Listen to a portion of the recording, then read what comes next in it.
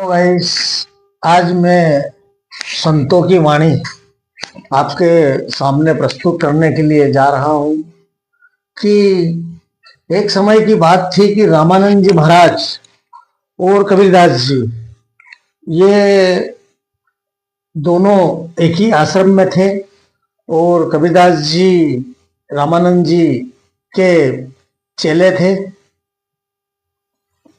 रामानंद जी ने एक बार कबीरदास जी से कहा कि जाओ कबीरदास, भगवान की मूर्ति को गंगा में स्नान करवा के लाओ।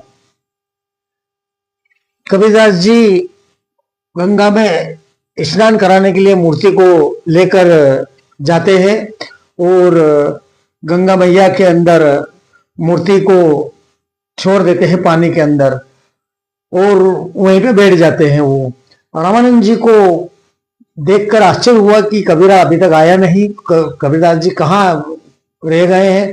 रामानंद जी खुद चलकर गंगा घाट के ऊपर आए और कबीरदास जी से बोला कि कबीरदास, तुम यहाँ पर क्यों बैठे हुए हो। कबीरदास जी ने भावपूर्ण उन्हें कहा कि गुरुजी, भगवान की मूर्ति जो आपने मेरे को दी थी वो मैंने गंगा के अंदर छोड़ दी है और वो जब मूर्ति नहा के बाहर आ जाएगी तो मैं उनको लेकर आपके पास में आ जाऊंगा, इसीलिए मैं यहाँ पर बैठा हूं उनके इंतजार में। रामानंद जी को भी आश्चर्य हुआ कि यार, मैंने मूर्ति को स्नान कराने के लिए पहुंचाया था और इन्होंने मूर्ति को पानी के अंदर डाल दिया। कबीरदास जी ने कहा है कि जो मूर्ति अपने खुद की स्वयं की रक्षा नहीं कर सकती वो बाहर आकर बाकी लोगों की क्या रक्षा करेगी।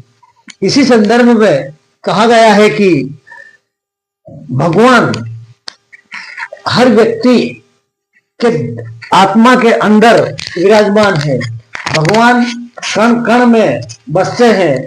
भगवान हर जगह पे विद्यमान है।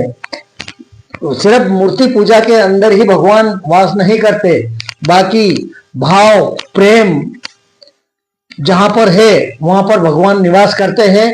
रामानंद जी को भी यह बात समझ में आ गई कि कबीरा बहुत सही वचन बोल रहा है कि भगवान हर व्यक्ति के दिल के अंदर बसा हुआ है, न कि पत्थरों के अंदर। तो रामानंद जी बहुत ही उत्सुक होकर कबीरदास जी को गले लगाया और दोनों ने एक ही शांति वचन दिया कि एक दूसरे से प्रेम करो, इसी में मानवता का कल्याण होगा।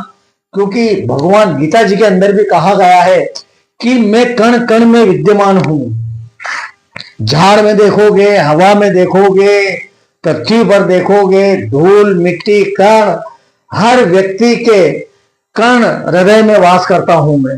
आपको मेरी बातें पसंद आई हो तो शेयर लाइक कमेंट जरूर कर देना। जय हिंद।